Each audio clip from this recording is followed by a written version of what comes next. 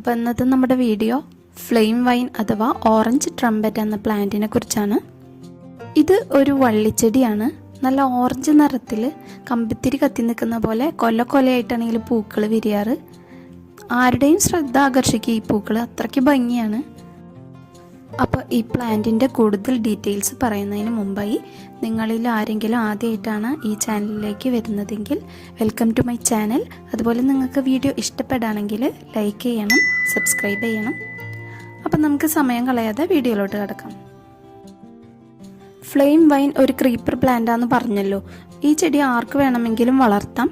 പക്ഷെ ഇതിൽ പൂക്കൾ ഉണ്ടാവാനായിട്ട് ക്ലൈമറ്റ് നല്ലൊരു പങ്ക് വഹിക്കുന്നുണ്ട്. നല്ല തണവുള്ള കാലാവസ്ഥയാണ് ഈ പ്ലാന്റിന് ഇഷ്ടം.